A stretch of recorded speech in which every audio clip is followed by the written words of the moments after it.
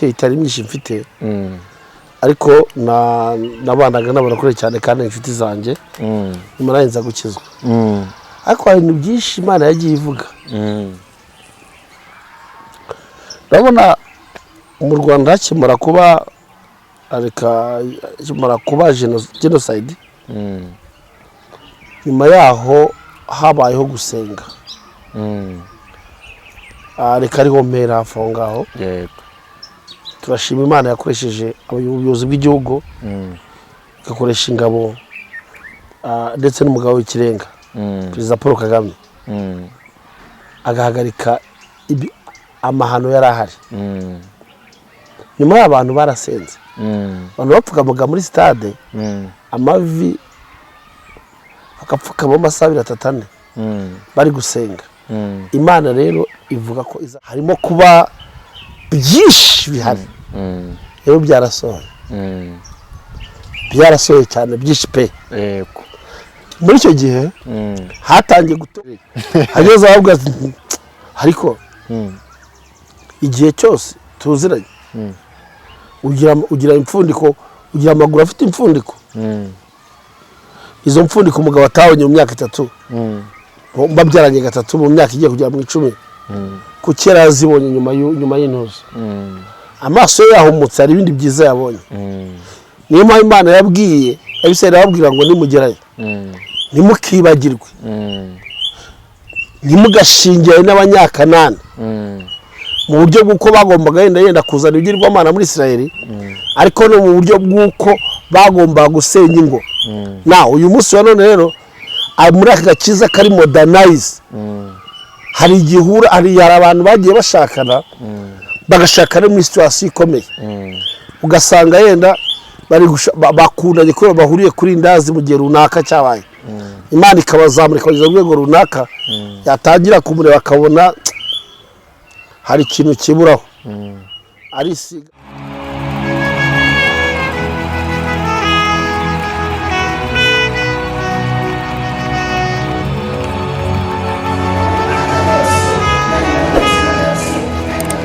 reka tubahe ikaze kuri Applicable Love kandi tugushimire ko wakoze subscribe wahageze nyine n'ishakiro ry'ubutumwa bwiza kandi bwizewe nimba utameze neza nakubwira ngo nagahora gahanze igihe kimwe ibintu bizagenda neza tegereza Uwiteka Imana no mu gihe Imana yategetse ngo Sara Saminda ya Aburahamu ashaje abyara Isaka bibabera umunezero mu muryango wabo turi kumwe n'umukozi w'Imana na Apostle Nizeyimana Theogene ajya avuga ngo Theo ngo nyuvuga nk'abantu biriye iwacu ariko tuguha ikaze mushumba ikaze Imana igubugisha mumeze neza meze neza ndamahoro ibugande bameze bate biterane impamvu abantu bamaze iminsi batakubona cyane kuri kamera uhicaye mu biterane wari uri umurimo wagenze gute umurimo wa data nawe wagenze neza Imana yabanye natwe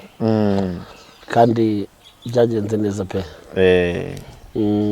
Imana yabakoreye ibikomeye amen natwe turishimye amen kuri Applicable Love rero hari abantu badukurikiye wenda ari ubwa mbere wabibwira ubundi tugakomeza ikiganiro cyacu urakoze cyane kubambonye bwa mbere ariko ngo nabatarakora subscribe n'abayikoze n'abayikoze ibyo ni ukuri nitwa Nizeyimana Theogene ndi umugabo w'ibya Yesu umuhamagaro w'intumwa ndi umugabo mfite umudamu n'abana 3 rero nshimiye Imana amen ya Imana iguha umugisha wadusengera noneho tukinjira mu kiganiro amen Mana mu izina rya Yesu Kristo w'i Nazareti se umwami wacu Yesu Kristo ndagushimiye muri aka kanya kugira neza izina rya rishirwe hejuru izina rya rihabwa icyubahiro mwami gushimiye ku bwa buri wese ukurikiye ibiganiro ndetse na buri wese mwami ahaye no mu byo akora gushimiye ku burinzi n'imbaraga zawe kandi gushimiye ku bw'uyu mwanya mwami ugiye kubana natwe reka uduhe ubwenge buturutse iwawe duha amagambo avuye iwawe mwaye misaya turutse izo dutanga turinde kuba ukwishushanya uduha imbaraga zawe ndetse n'umwuka wera bisabye nizeye mu izina rya Yesu amen amen. Ya muri iki gihe rero ibihugu bimwe na bimwe bigenda bijyamo ububyutse abantu bakagenda barushaho kumenya umwami Imana nk'uko Kristo Yesu yabivuze ngo ubutumwa buzakwira isi yose. Icyo gihe nikigera nzahera ko inze. Hari abavuga ngo agakiza k'iki gihe twebwe iwacu turagaruka hano iwacu mu karere turimo n'igihugu turimo. Hari abantu bavuga ngo agakiza ka kera gatandukanye na k'uyu munsi. Wowe ni kubibona? Yego. Rero bitandukanye. Ijambo rimwe ni yego. Kubera yuko agakiza k'uyu munsi kari modernize, kari modernize. Mbese ko twabyita babikora agasirimu niko abantu babyita, nako kabaye robitari. Rero bitangira bite? Iyo umuntu agikizwa aba yikoreye imitwaro aba aremerewe. Noneho ikondisiyo yose yakwinjiramo ishobora gutuma yabitwara imuvaho, burya arayikora. Nyuma rero uko agenda abohoka yumva yorohewe, atangira kuganira n'abandi, asangamo abandi bafite gisipiriya bamenyereye ibintu. Bajya bamubwira bati genda gake, aha turahamenyereye, ntabwo ari uko birukanka, natwe tumeze nkawe. Uhita ubwira inzara twabaga munsi y'ibiraro, akandi ko akumva akonje, imbeho igatangira kumwinjira. Rero uko agenda akonja atangira kugenda ibyo yaziraga abizirura, akabyita ngo ni ibigezweho. Rero agakiza k'uyu munsi na ntege hirya cyane tukita akagezweho. Akambere kari umwimerere, sinzi umwimerere n'akagezweho ikiruta ikindi, ariko nawe uracyumva. Yego. Ariko iyo umuntu agikizwa yakira agakiza k'umwimerere, ariko uko agenda yigira imbere ateye intambwe, abohoka, abona ku dufaranga, abona ku kantu, amaso arahumuka, akabona abagore beza, akabona inzoka zarizinze zikabyuka, mu nda bya rusoka bya mibe bikabyuka. Icyayi hano i Masaka, numva turi ari Masaka sibyo, gasanga aho wakinyweraga ntabwo ari cyiza, gatangira kubona ko Hilltop, ukabona ko muri Marriott, kandi na madamu akaba atazi gukoresha icyuma n'iki ni foke. Ugaragara agakiza kakaba modernize. Iyo umuntu akubona atari koko kera wagendaga wenyine kubisiga ugendana kuru y'abakobwa, nkurikije kuri muri rw'iyi minsi protocol byagenze gute? Ibyo ibintu byarahindutse namwe ko byari kera uyu munsi siko biri. Yego. Igitangaje ni kimwe nuko Yesu yavuze ijambo rimwe, akavuga ngo ni mu Baheburayo, ni Paulo ngira ngo babivuze niba uranze wasize cy'Abaheburayo yenda afatanyije n'abandi. Yaravuze ngo uko Yesu yari ari kera n'uyu munsi niko ari, kandi niko azahora. Bivuze ngo Yesu ntabwo ahinduka, ariko twebwe hano turahinduka. Yego. Reka ngarukira aho ngaho ku kibazo mubashije, yenda niba wungisubiza. Ndumva abadukurikiye nabo bazakomeza kutubaza, kuko ni topic zizahoraho kugeza igihe natwe Imana ibonye ko ibyo yashatse gukora mu gihe cyacu kuri Applicable Love birangiye, tukaba ducumbikiye aho ngaho, abandi bakazakomerezaho. Ubwo rero numvishe neza twavuga ngo abantu, uko ngiye mbyumvishe navuga ngo ubwo abantu cyangwa abakristo bageze mu gihe cyo kurengwa bibagirwa umuremyi. Hagati aho ngaho ubwo ubusabane ntibukihari, kubera ko Imana uko yahozeho kera n'uyu munsi. Ese ngumaze ikibazo, kubera ko usoma Bibiliya ndabizi. Reba Imana yahaye Dawidi ubwami atabikwiriye, just kubw'imbabazi zayo iramutoranya. Salomo yaraze yaburaze Salomo Dawidi umwana yabahaye Dawidi Dawidi aburaga umuhungu we Salomo Dawidi yabaye mu ntambara cyane ariko Salomo nta ntambara yagiyemo cyakora yasabye ubwenge Imana yabumuha kandi Salomo niwe watusengera rwahe rw'Yerusalemu yego none ndagira ngo urebe afite abagore afite umugore umwe Yerusalemu ntibasengaga barasengaga afite abagore 100 ntibasengaga afite 1000 se ntibasengaga uratekereza ko abatambyi bari batarimo mu rusengero bari kandi basenga Imana none ndagira ngo rero urebe gusenga ku rusengero dusoma mu bice bitandatu mu ngoma za kabiri havuga ngo arazamura ibiganza Salomo arasenga urusengero rwuzura umwotsi rwuzura kabodi y'Imana bwiza bw'Imana bahuzura uze kureba n'urusengero none kandi rwari ruhari Imana imubwira ngo mba nguciye ku ngoma ariko mbikore mukabwa wa Dawidi icyo cyajye urusengero si rumwe se ariko ibikorerwamo biratandukanye byabaye modernize n'uyu munsi wa none nicyo ndimo kuvugaho ko abantu ba mbere nabo uyu munsi barahindutse hari ikintu cyahindutse reka nikubwire uyu munsi ndabyemera ubutumwa bukeneye amafaranga ariko hari igihe hazamo akantu ka escroquerie kandi uwo ni umuntu watangiye kuri fondasiyo yuzuye yageramo hagati umuntu akabwira ati ariko rero n'udashiramo kano kantu ngo babwire ko nibatanga barabona umugisha of course singobora kuvuga no muri biba biranditse no muri biba biranditse ko iyo utanze uhabwa umugisha ariko nubabwira ko nutanuza n'100,000 Imana izaguha miliyoni abantu barayatanga cyane uza kantu cengezemo rusimbi kora iki ngiki urabura iki ngiki imango noneho ukanagakora amafaranga akanaza ariko aje mu buryo butari bwo Imana ishaka amafaranga mu y'Imana muri ubu buryo hagarara wereka abantu ibyo ugiye gukora babisapotinge nta buriganya burimo icyo ni kimwe kuko abantu bahindutse kandi akabikora ku gatutu reka kubwira ikindi kintu muze kugarura umuntu wese ku gatutu akarahira ngo kuri kw'Imana ahagaze ku gatutu uramubona kandi yaramuzanye ikintu pe ukabizi neza ko agikora iyo gatutu akarahira ngo kuri kw'Imana akarahira uzi icyo kintu ukuntu Daniel yagihanuye yaravuze ngo nimubona ikizira gihagaze ahera ngira ngo ntagiye kuvuga amagambo akomeye ntacyo bitwaye ariko aya magambo arakomeye cyane ngo nimubona ikizira gihagaze ahera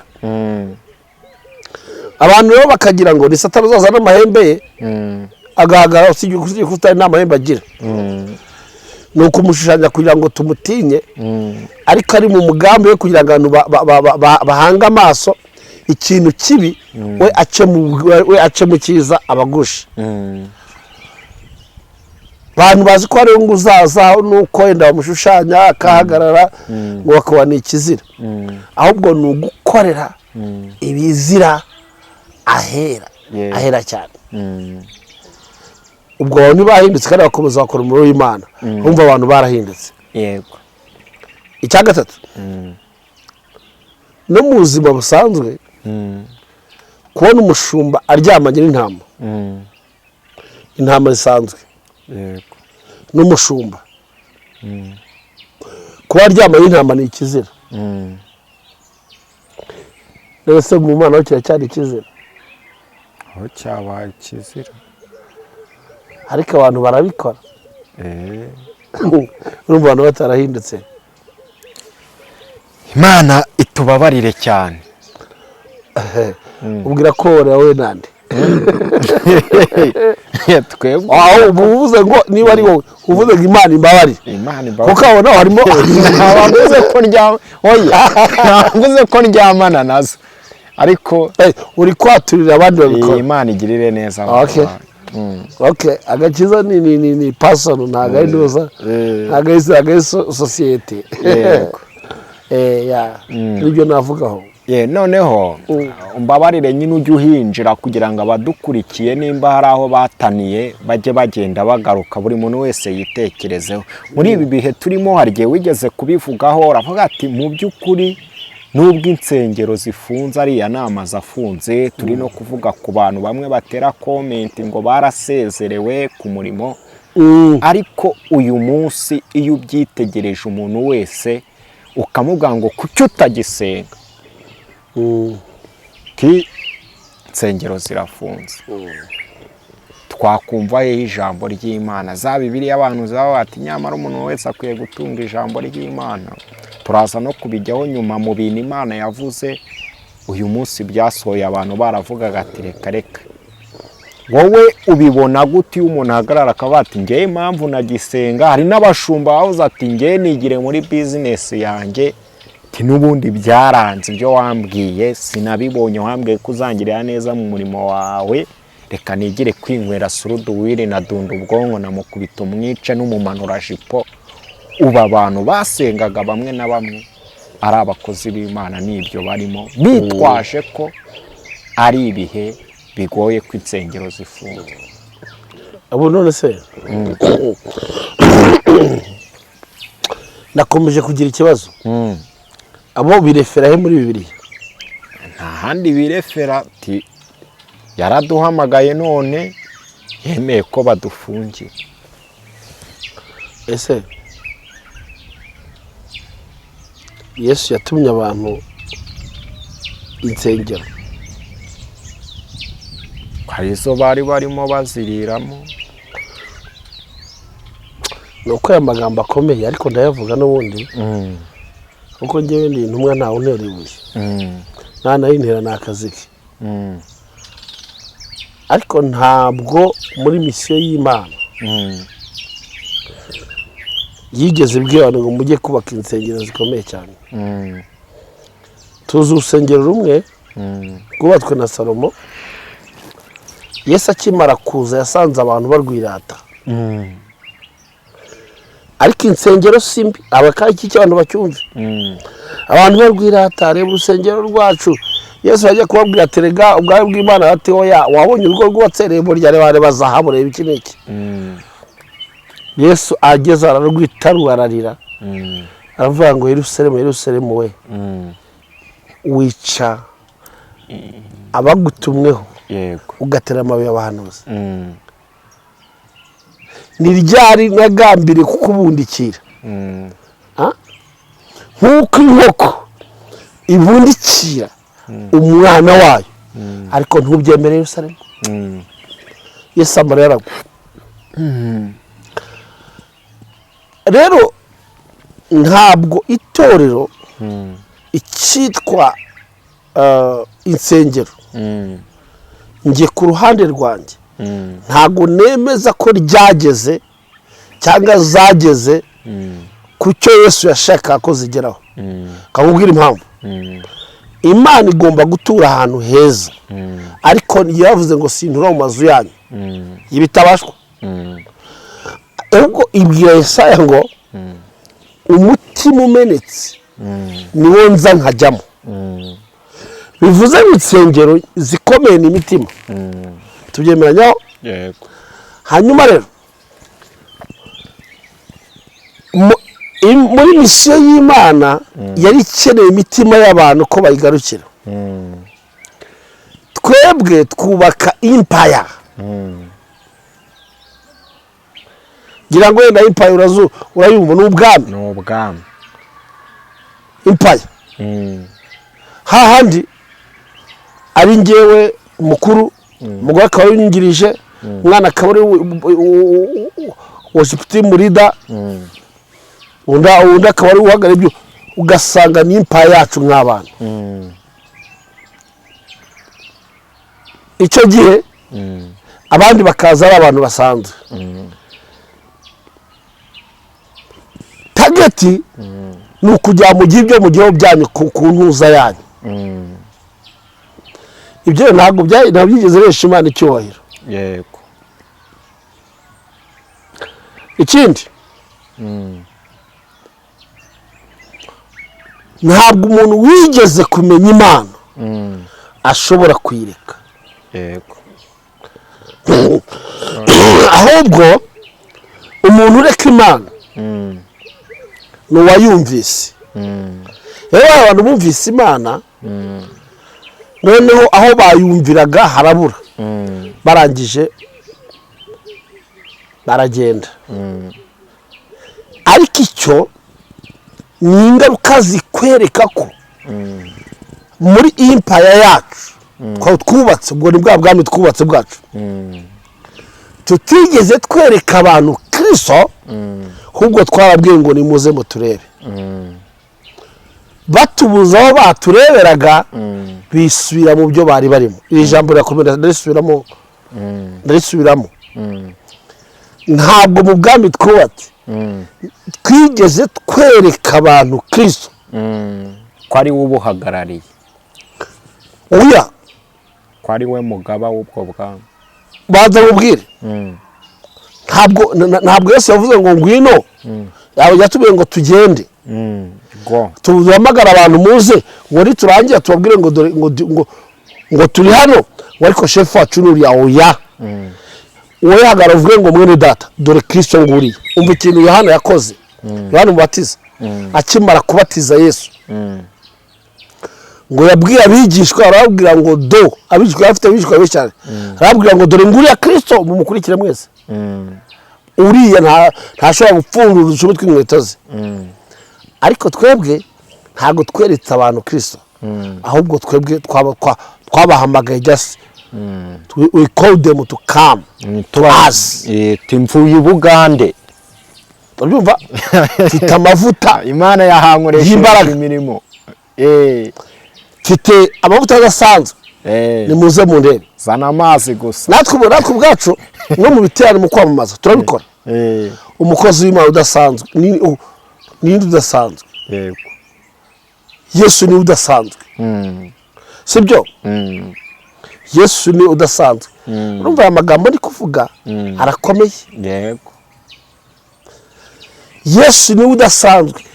icyakora yaje muri njyewe nahinduka udasanzwe, ariko wende gutekereza ko njye nasanzwe, winangura publicité nk'udasanzwe.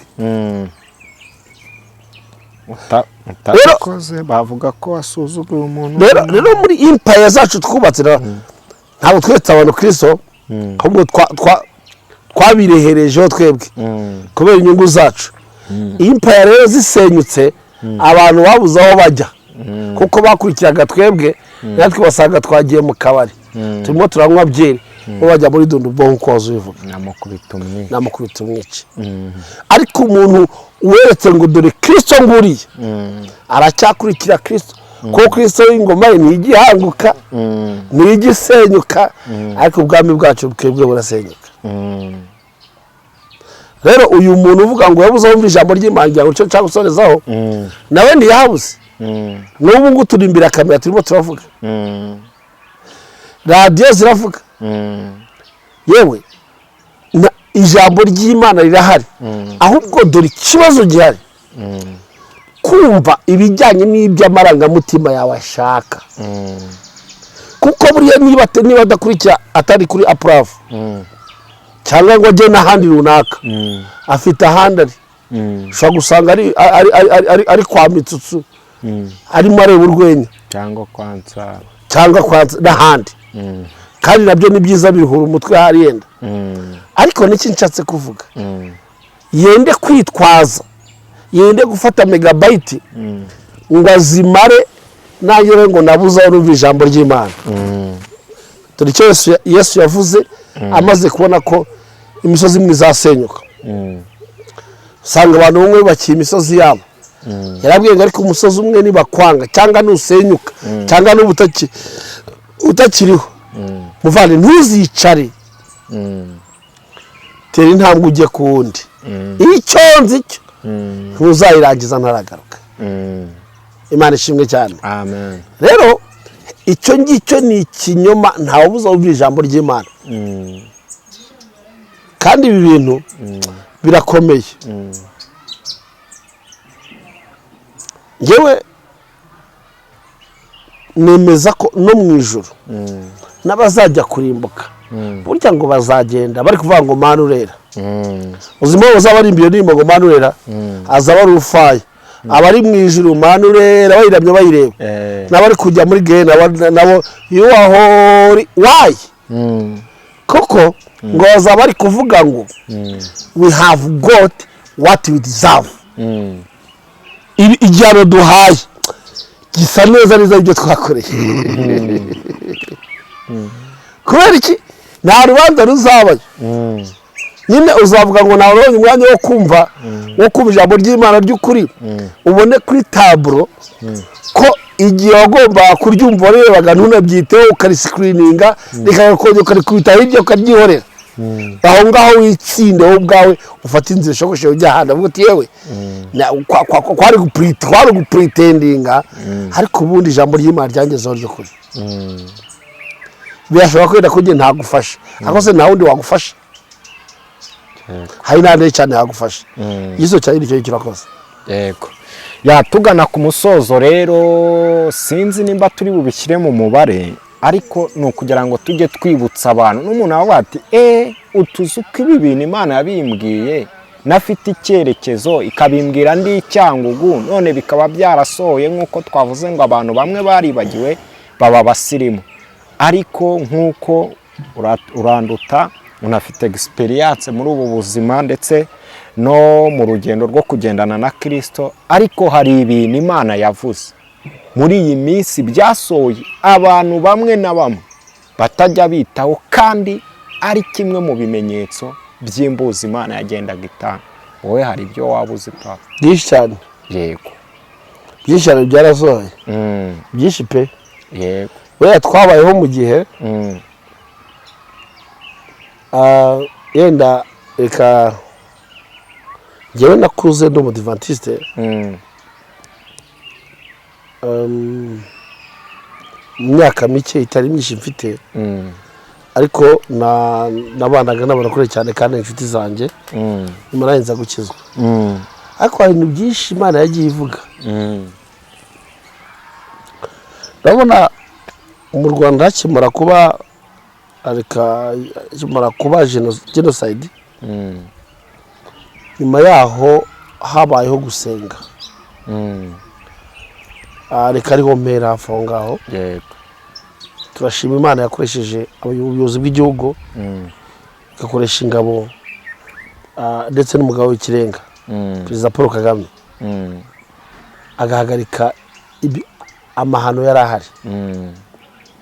Nyuma y'abantu barasenze, abantu bapfukamuga muri stade amavi akapfukama amasaha 3-4 bari gusenga.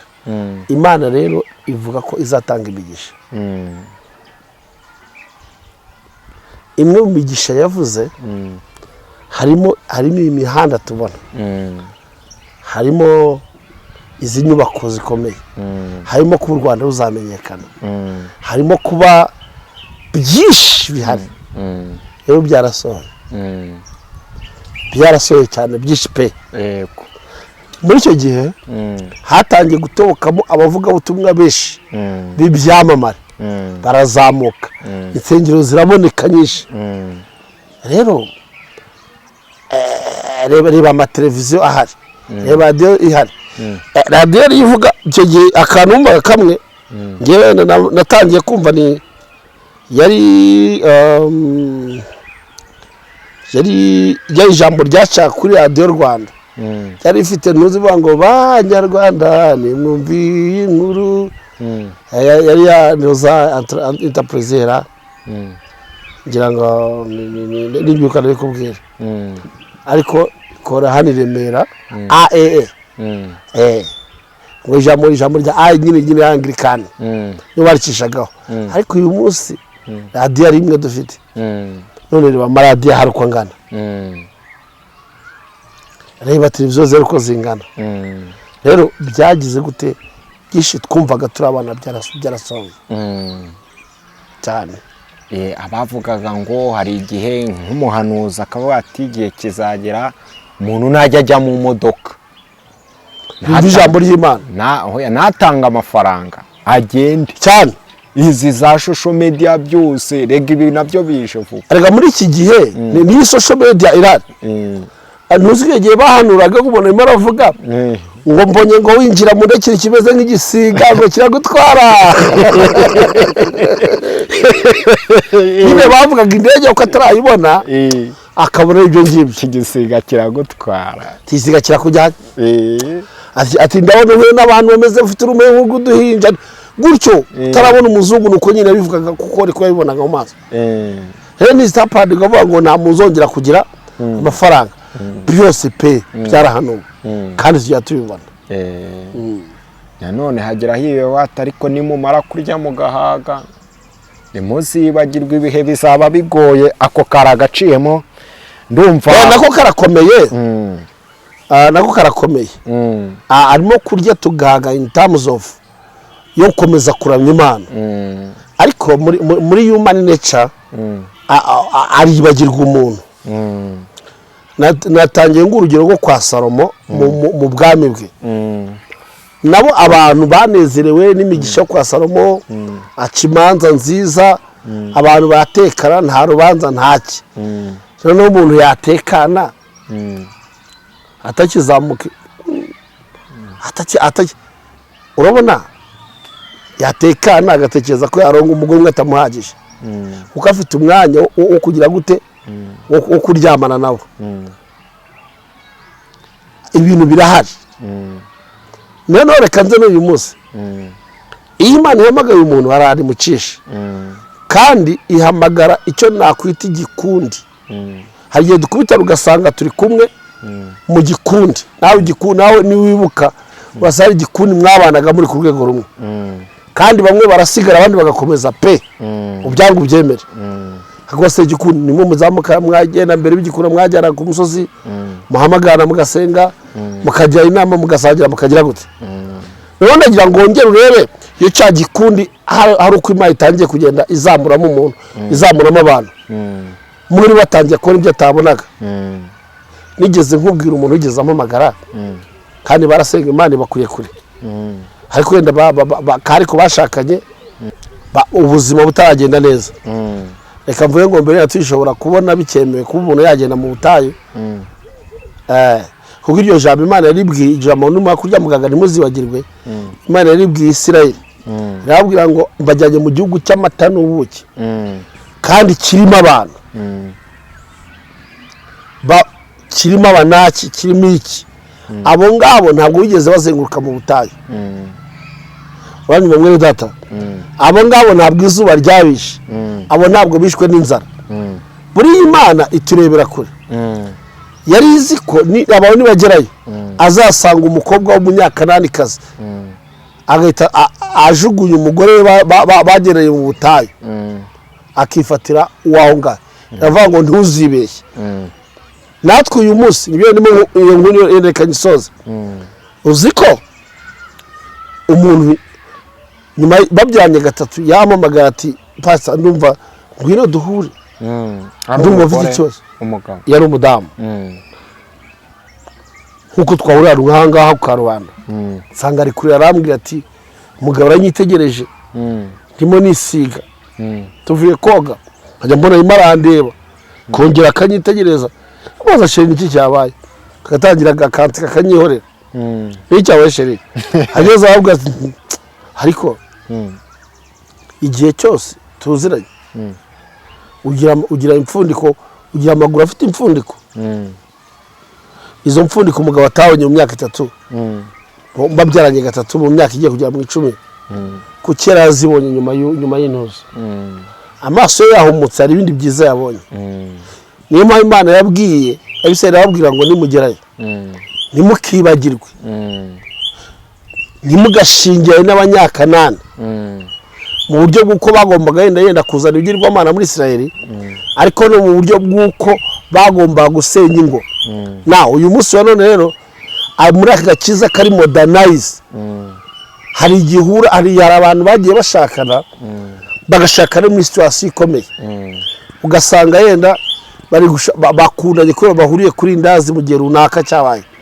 Imana ikabazamura ikageza rwego runaka yatangira kumureba akabona hari ikintu kiburaho arisiga ntacye gatangira kureba kana gatangira kukegeza protokole gafite umubiri woroshye wa mugaye ni kana se ni kana apfukamye cyane aho kana undi yarapfukamye amavi yajeho afite ibisebe yanuriye imisozi undi yuriye n'ibiti n'imisozi n'iki bivuze ngo ya maguru yoroshye ntayo zanyashi zanyu muri iyi minsi ntazihari ariko utwara aho ngaho turi mu rusengero turazi ariko irababwira ngo ntimuzi bagirwe ni subutu ntimuzarebe uzaba mugihamagara rero iterambere rizana n'ibindi bintu ariko nitwe tuba tugomba kugira gute kubimanaginga urakoze cyane reka tugushimira Apotre abantu tubabwire ngo ntago tuba dushoje tuba ducumbitse kuko tuba tuzacumbukura yego tukacumbukurira aho twari tugeze abantu rero muri komenti zanyu mutere komenti mutubwire bimeze gute muduhe ibitekerezo tuzajya tubana nomero ya telefone ni ukuyikura kuri screen cyangwa ibihari bazajya bayiba nta kibazo wadusengera Imana ibaho umugisha ndabakunda kandi bongere banakore subscribe bakore like na share na comment mutubwire icyo mushaka ko tuganiraho ngiye bitekanezerezwa no kubakorera donc my happiness is to serve you Imana bamira ubusha Mana mu izina rya Yesu ushimiye kubw'uyu mugabo kubw'uyu mugore mwami rekabwa umugisha nawe kandi umugire neza mwami ndagushimiye kuri Imana izi byose kandi ikora byose ndagushimiye mwami umugisha iyi channel Uplove reka mwami ikore ibikomeye kandi wera wa Israel n'abayikoraho bose n'abayikurikira bose bagubisha mwami yirukanye buri kimwe cyose kiva ku mwanzi mu izina rya Yesu reka umugisha wawe utanga ari ubaho mu izina rya Yesu amen.